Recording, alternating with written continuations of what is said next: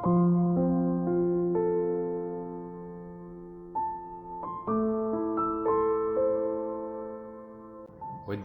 welas asih, Buddha hidup cikung.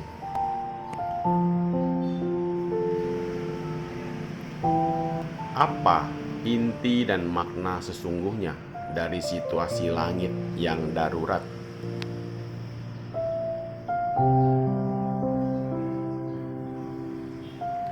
Para Buddha sering berkata, situasi langit sudah sangat mendesak atau genting. Tahukah apa makna sebenarnya? Kepada pembina Tao yang mengerti hakikat kebenaran sejati, tidak ada masalah dengan yang namanya situasi langit yang darurat.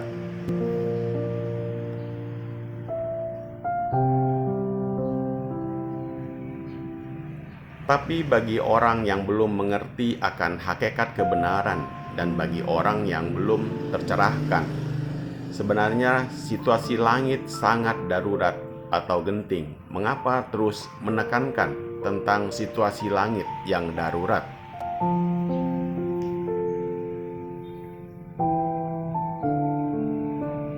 Satu, karena bencana alam terus berdatangan.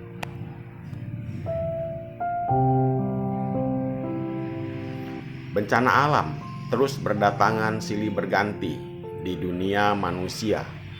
Ini adalah fakta kenyataan yang sangat mengerikan, sebuah fakta yang tidak diragukan lagi.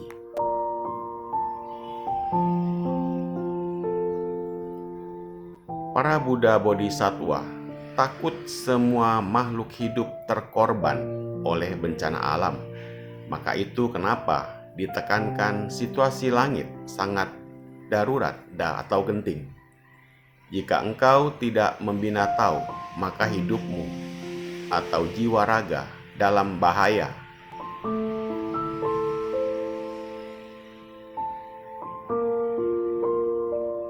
Karena jika tidak membina Tao, jiwa akan terus mengalami reinkarnasi dan raga terkorban saat bencana alam datang.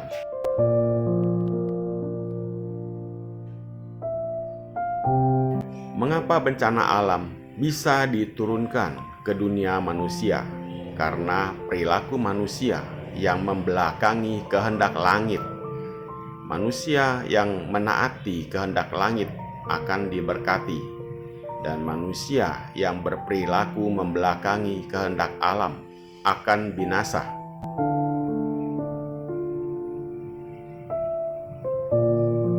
Hanya umat manusia yang membelakangi kehendak langit dan hati nurani telah menciptakan dosa karma tidak berujung.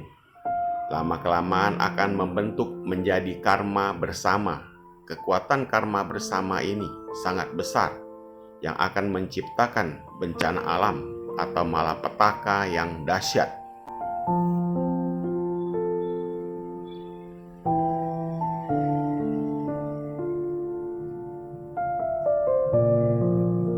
Inilah yang disebut dengan hukum alam atau langit, sendiri berbuat dan diri sendiri juga yang akan menerima akibat.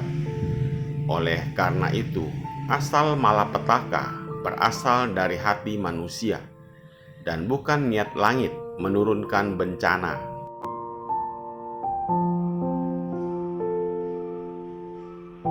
Dua, karena nyawa manusia itu tidak kekal abadi. Hidup manusia berada di antara tarikan napas keluar masuk, sangat tidak kekal abadi. Tidak seorang pun mampu terlepas dari ketidakkekalan. Kapan saja bisa kehilangan nyawa dan kehilangan badan raga. Raga manusia sulit didapatkan jika kamu tidak baik-baik menggunakan ragamu ini yang palsu untuk membina sejati.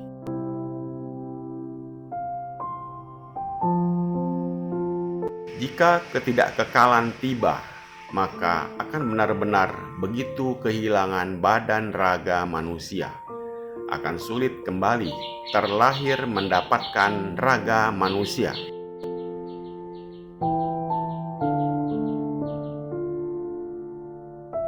Dikarenakan hutang beban karma kehidupan lampau belum terselesaikan, maka segera bergegas meminjam yang palsu untuk membina yang sejati. Saat ketidakkekalan tiba, kita baru bisa terhindar dengan aman dan selamat. Jika tidak, maka selamanya akan binasa, terjerumus selamanya.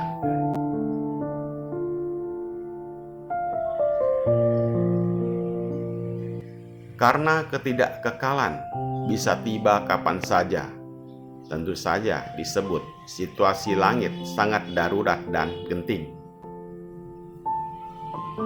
3. Karena umat manusia tersesat terlalu dalam parah. Watak manusia telah tersesat terlalu dalam. Kebiasaan tabiat jelek menciptakan karma buruk terlalu berat.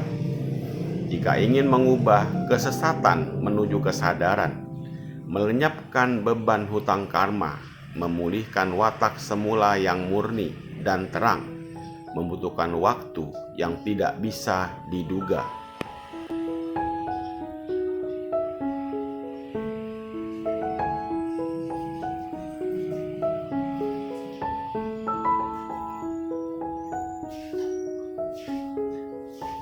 Mungkin sesaat bisa tersadar, mungkin membutuhkan waktu 3 tahun maupun 5 tahun, mungkin bisa 10 atau 20 tahun, mungkin bisa juga kehidupan demi kehidupan. Semuanya tergantung pada takdir nasib umat manusia dirinya sendiri.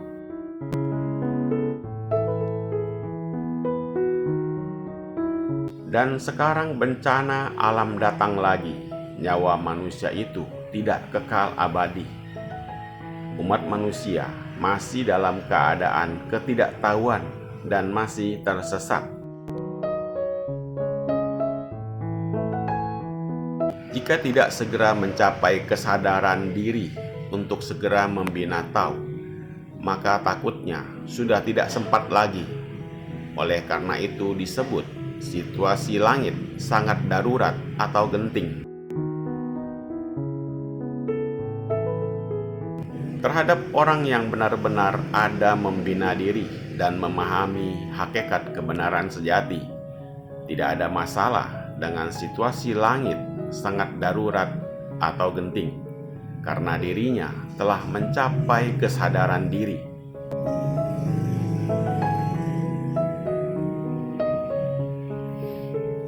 Satu-satunya tahu yang dapat mengubah bencana, hanya orang yang benar-benar memahami hakikat kebenaran sejati bisa membina diri dengan pemahaman yang benar.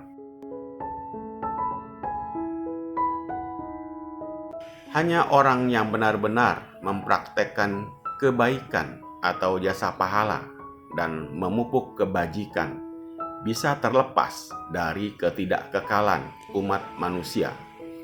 Hanya dengan melatih diri dengan rajin dapat memulihkan watak semula, yaitu watak Buddha.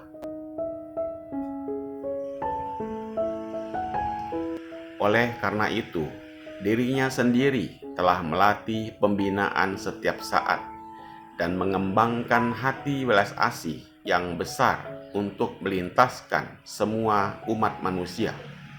Rajin menjalankan 3 jenis amal.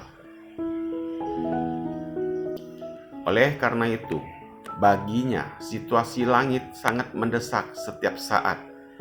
Maka dari itu, dia setiap saat terus membina diri.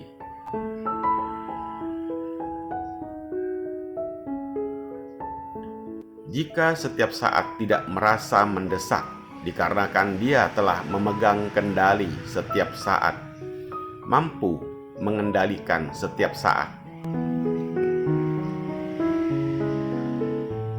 Pemberkatan, ucapan berkat ini telah di tanganmu. Ingatlah selalu nasihat para Buddha, baik-baik membina Tao dan baik-baik mempraktekkan Tao. Jodoh membina melaksanakan diri itu adalah selama-lamanya.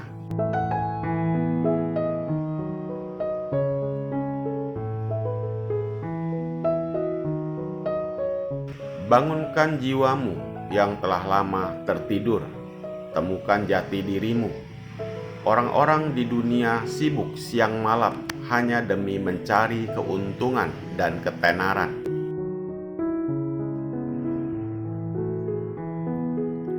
Sekarang saatnya merelakan kepenatan duniawi lagi. Cukup dengan berlatih diri sesuai hakikat kebenaran sejati dan sesuai hati nurani. Dengan demikian barulah kamu benar-benar mendapatkan pemberkatan perlindungan dari langit.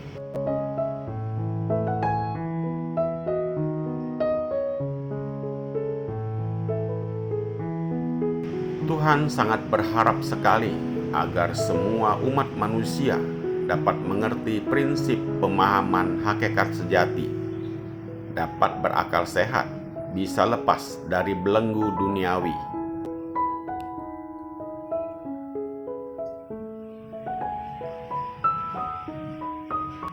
Waktu tidak menunggu siapapun.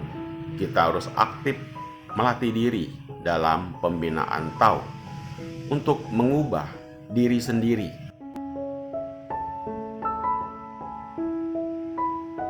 Pegang berkat ini dengan kuat di tanganmu.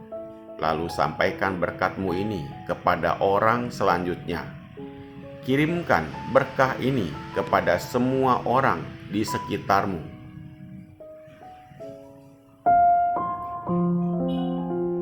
Sebagai orang, bukan hanya taat mendengarkan nasihat, tetapi harus baik-baik pergi mempraktekkan dan melatih diri.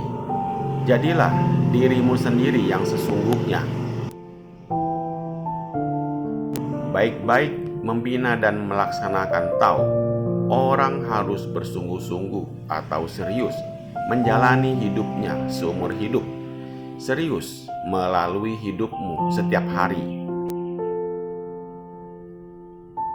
Dengan demikian, setiap hari memiliki harapan. Hanya dengan begitu kita dapat memiliki masa depan yang cerah.